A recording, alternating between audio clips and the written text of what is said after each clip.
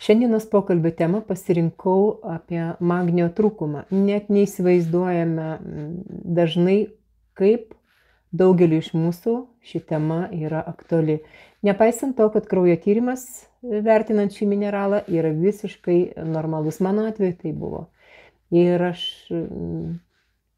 kai kuriuos simptomus, kaip širdžiaplakiai, tarkim mėšlungiai, nuovargį siejau tik su magniu, jį vartojau ir visi tie simptomai išsisklaidė. Taigi, kodėl taip yra beje? Todėl, kad tik 1% magnio turime kraujo serume, taigi iš to mažo skaičiuko spręsti apie visame organizme esantį magnį, dažnai ne visai teisinga yra, nepasiteisina. O aš prašau mano YouTube kanalą prenumeruoti, dalinti šito įrašo, jeigu manot, kad jis vertas, patiktukinti. Manęs kartais klausia, kaip atsidėkoti finansiškai, tai yra senks parinktis. Ir laukia jūsų komentarų, pasidalinimų savo patirtimi, ar turėjote tokių problemų, kaip jas sprendėte, o gal turite dabar dar likusių. Ir magnis svarbus mums tuo, kad jis dalyvauja maždaug 300 įvairių cheminių reakcijų mūsų organizme. Tai įsivaizduokite, jeigu tų reakcijų vyksta tūkstančiai per dieną, tai kaip nusimušam nuo programos, nuo tų gamyklinių parametrų, jeigu trūksta magnio. Ir, įdomu dėliai, magnio turėtumėm turėti apie 4-6 šaukštelius maždaug, didžioji dalis jo yra kauluose, apie 60%, mažiau raumenyse, minkštuose audiniuose dar mažiau ir mano minėtas 1% tik plaukia kraujyje. Ir kad tai yra antras mineralas pagal svarbą mūsų organizme, kad tai yra 8 pagal paplitimą Žemėje, Žemės plutoje. Ir magnis yra įsisavinamas mūsų žarnyne, maždaug praėjus valandai po suvalgymo, jo po prarijimo, kad maiste mums trūksta ir mes kalbėsim apie mitybą. Ir kad, įdomu dėl irgi, kad 65% į intensyvios terapijos skyrius patekusių ligoniams trūksta magnio. O tai viengi patekimas į tokį skyrių yra pasiekmė, kažko tai pasiekmė. Ir viena iš, mes kalbėsim netolimo ateity, iš giliau, kaip magnis įtakoja mūsų organizme vykstančius procesus. Ir ne visus magnius mes perkamus vaistinėse įsisaviname, galim 4%, galim keliasdešimtį procentų, irgi kalbėsim apie tai kiek vėliau. Ir 2 organai palaiko magnio koncentraciją, tai yra žarnynas ir inkstai. Ir kad magnis, jis neatsietas nuo daugybės kitų, ne tik fiziologinių procesų, bet ir nuo mineralų. Pavyzdžiui, už parankės yra su kalciu, su kaliu, natriu. Ir jeigu yra per mažai kalio, per mažai natrio, tai tikėtina, kad mums trūksta ir natrio. Nes tarp šitų mineralų visą laiką vyksta toks, turi būti pusiausvyra. Ir magnis reguliuoja kalcio kiekį kraujyje. Nuo šitų 2 mineralų priklauso, kaip susitraukia, kaip funkcionuoja mūsų kraujagyslės. Ir kalcio kiekis, kalcis yra atsakingas už kraujagyslių sienelių susitraukimą, tai yra spindžio susiaurinimą ir tuo pačiu kraujospūdžio kėlimą. Magnisgi atpalaiduoja kraujagyslių sienelės, tuo pačiu ir mažina kraujospūdį. Taigi jiems atitinkamai tarpusavį dirbant, kraujospūdis normalus. Labai svarbus magnio vaidmuo gaminant tokį ATP, anksčiau vadintą adenozin trifosfatą. Tai yra ta medžiaga, veiklė medžiaga, kuri atsakinga yra už mūsų energijos kiekį organizme. Ir be šitos ATP nevyksta daugybė įvairiausių procesų. Tai yra baltymų, riebalų sintezė, medžiagų perneša į ląsteles, raumenų susitraukimai, maisto įsisavinimas ir taip toliau. Taigi didėja ūminių, lėtinių ligų rizika.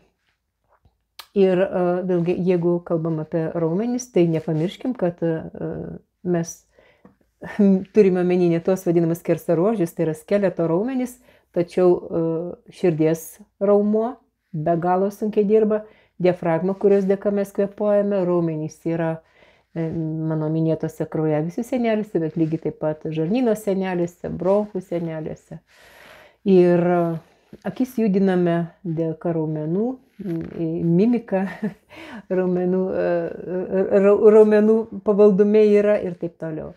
Na ir magnis ir uždegimas, lėtinis sisteminis uždegimas, apie tai mano YouTube kanale paskaitos yra ne viena, yra už parankės. Ir kad tos išsiskiria ten visokie tokie, esant magnio stokai, visokie tokios veiklios medžiagos, kurios aktyvuoja uždegiminį procesą, vadinama citokinais. Ir tokiu būdu ypač išsiaiškinta dirbant su žiurkėmis, kada jiems dirbtinai yra sukeliamas uždegiminis procesas, dirbtinai sukeliamas magnio trūkumas, atsiprašau, ir tada stebimas tas uždegiminis procesas su visų tuo žydinčiu šio proceso mechanizmu, kada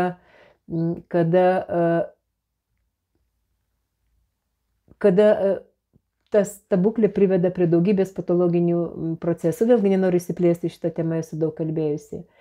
Ir labai svarbus tokio gliutationo sintezei, tai yra vienas iš pagrindinių antioksidantų magnio. Magnis yra labai svarbus jo sintezei. Jis siejamas tiesiogiai su nervų sistema, tai yra nemiga, dirglumas, depresija, mieguistumas, panikos atakos vienareikšmiškai galimos dėl magnio stokos, bet apie mano paskaita yra, kaip šios procesus įtakoja ir omega-3 stoka. Na ir vitamino K sintezė be magnio nelabai vyksta. Skaičiau, kad dviejose šio labai svarbaus vitamino grandyse turi dalyvauti magnis.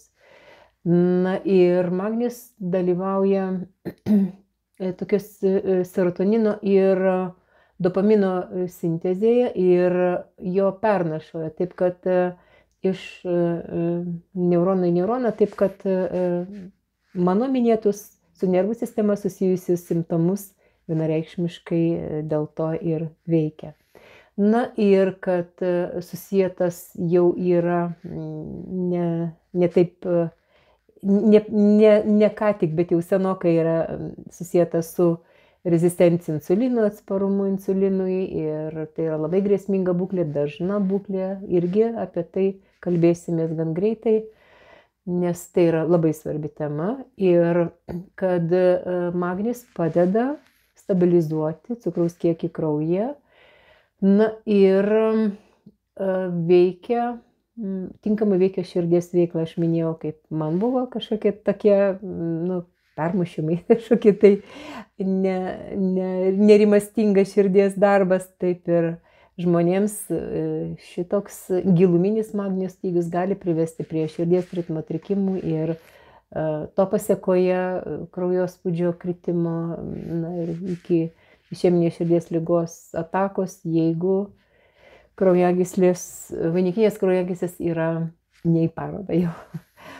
Magnis dalyvauja baltymų sintezėje, ląstelių dalijimasi, jis palaiko normalią kaulų ir dantų būklę. Kodėl? Todėl, kad, vėlgi minėjau, koreliuoja su kalciu, mažina nuovargį. Ir eksperimentinių su žiurkėmis bandymuose buvo sukėlus magnio stygių, buvo pastebėta, kad to pasėkoje išsivystęs uždegiminis procesas priveda prie trigliceridų padidėjimo ir to aterogeninio faktoriaus suaktyvėjimą. Tai reiškia, kad tada yra polinkis trombozei, tuo pačiu, trombams, krešuliams kauptis, ir lygiai taip pat to mažo tankio oksiduotam cholesteroliui ant arterijų sienelių su visomis pasekmėmis. Apie tai irgi mano YouTube kanale yra paskaitos ir kviečiu jas pasiklausyti, jeigu tai yra aktualu. Ir be to irgi yra tyrimų, kurie kalba, kad magnio stoka padeda vėžinių ląstelių migracijai, plitimui, tai reiškia metastazių išsivystymui. Na ir tai žinant, tiesiog tada lengva kalbėti apie simptomus, kurie yra būdingi magnio stokai. Tai reiškia ir nuovargis, dirglumas, širdžiaplakis, kraujospūdis, galvos svaigimas, raumenų susitraukinėjimai, timpčiojimai, mėšlungis, rankų drebėjimas, atmintis, dėmesio koncentracija, suprastėjusi, miego sutrikimai, migrena gali būti ir taip toliau. Na ir kodėl taip yra? Tai viena priežastis, kad mes magnio su maistu gaunam nepakankamai dėl tos vakarietiškos mitybos ypatumų. Ir kita priežastis, kad jeigu ir gauname, tai neįsisaviname. O negauname dėl to irgi, kad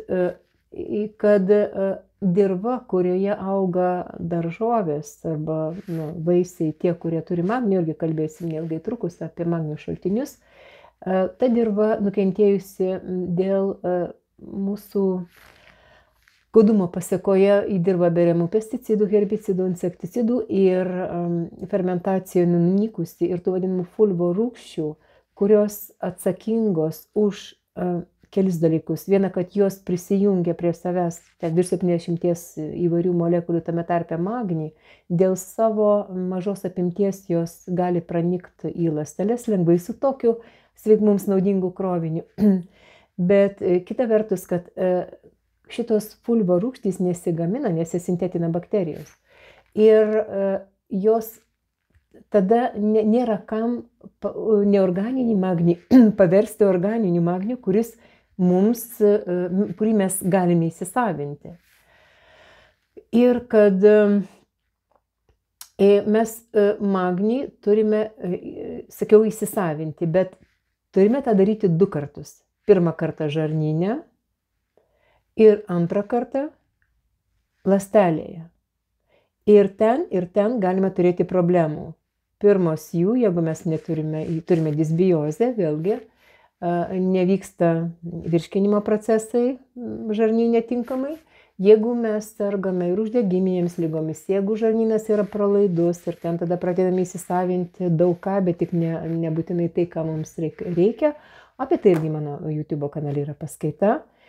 Na ir apie įsisavinimą į ląsteles esu kalbėjusi savo paskaitose, bet noriu priminti, kad dėl uždegiminio procesų ląstelių membranos sustorėja, dėl omega-3 stygiaus tai vyksta ir tada sukietėjos tampa nepralaidžios. Taigi, jeigu mes ir gauname jo ir prarijame tinkamą kiekį, dar nereiškia, kad jis paklius į ląstelę. Ir yra daugiau nei 30 receptinių vaistų, kurie blogina magnio įsiurbimą, kurie didina magnio šalinimą. Tai pavyzdžiui, šlapimą varantys vaistai, prakaitavimą didinantys vaistai, bet ir dalis kitų vaistų, kurie blogina įsisavinimą. Tai ir chemoterapijai naudojami, ir vaistai nuo alergijos, nuo bronchinės astmos, antibiotikai naikina gerąsias bakterijas. Ir kai kurie kiti. Be to, magnio stoką mes galime jausti, jeigu labai intensyviai sportuojam, tai reiškia prakaituojame, jeigu pirtinamės ir neprisižiūrime savęs, jeigu sergame inkstų lygomis, jeigu, pavyzdžiui, žmogui yra persodinti inkstai, arba taikoma dirbtinis inkstas, arba jeigu magnio sunaudojimas yra padidintas, tarkim, besilaukiančioms mamytėms, maitinančioms mamytėms. Ir piktnaudžiaujant alkoholiu, riebiu maistu, badaujant, magnio stygius bus aktualus visada. Ir dar jeigu žmogus sunkiai serga, maitinamas parenterinė mityba, tai reiškia ne per skrandį gauna, nepraryja to maisto pats, o jis įvedamas kažkokiu tai mišinių pavidalu arba per zondą, tai va tada irgi nukenčia, jeigu viduriuoja žmogus ir ilgokai, jeigu tai žarnų fistulė arba mano minėto žarnų lygos, kai kurios uždegiminės, tai tada irgi turime rimtų priežasčių, dėl ko magnio stoka žmogui bus aktuali. Ir labai labai retai, kada kam būna ta pirminė, vadinama šeiminė magnio įsiurbimo problema. Na, o magnio šaltiniai yra viso grūdo duona, ankštiniai visokie kaip lęšiai, žirniai, pupelės, anadinžirniai, sėlenėlės visokiausios, žalios daržovės, lapinės, tame tarpe špinatai, ypač brokoliai, moliūgai, sezamo sėklos, migdolų riešutai, anakardžiai. Ir magnio yra juodame šokolade, kakavoje. Reiktų kasdien mums gauti apie 300–400 gramų magnio, tačiau tai yra palaikanti dozė. Jeigu mums trūksta magnio, tai reikia gauti dvigubai daugiau. Bet labai pagal statistiką didžioji žmonių dalis gauna apie pusę reikiamo magnio kiekio per dieną. Na ir jeigu vartojame magnį, tai, kaip anksčiau minėjau, nebūtinai turime įsisavinti. Jeigu tai yra neorganinės magnio druskos, tai vėlgi nepalankios magnio korekcijai organizme, bet jis geriau įsisavinamas kartu su vitaminu D, su B6 ir nesitikėkim atkurti magnio balanso per trumpą laiką. Na, mažiau nei pusmečio reikia turbūt, bet 3–4 mėnesių tai prireiks, manau. Na ir neorganiniai magnio junginiai tai yra tokie kaip chloridas, nitratas, sulfatas, karbonatas, organiniai, malatas, laktatas, stratas, aspartatas, hidroaspartatas ir kad ar mes, reiškia, akcentuoju, kad turime žiūrėti kilmę jo, pasitikrinti, na būtų labai idealu, jeigu mes ją žinotumėm. Mačiau, kad buvau ne kartą prie negyvosios jūros Izraelyje ir ten, žinau, iš ten yra gaunamas tas organinis magnis, kuris dedamas į daugybę papildų.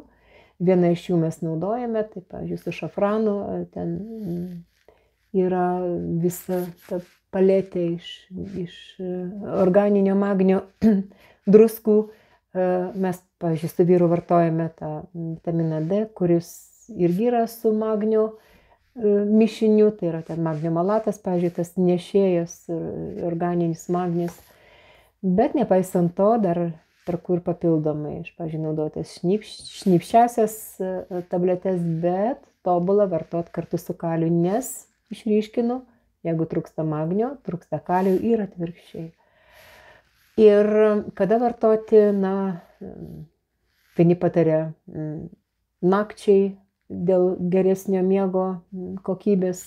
Nagi, jeigu mes einame sportuoti, tai galbūt geriau po treniruotės, geriau po pirties, turbūt, kad neišprakaituotumėm.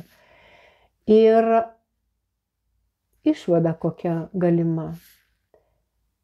Akcentuojant tai, ką aš kalbėjau, kad magnio stygius aktualesnis daugiau kam negu įsivaizduojant, kad netgi jeigu magnio tyrimas yra normalus, tai nereiškia, kad iš ties mums pakanka magnio ir kad magnį turime ne tik gauti, ko mes tinkamai nepadarome dėl skurdžios mitybos dažnai, ir kad mes jį turime įsisavinti ir 2 kartus, ir kad lengva patikrinti, ar mūsų ląstelės įsisavina magnį.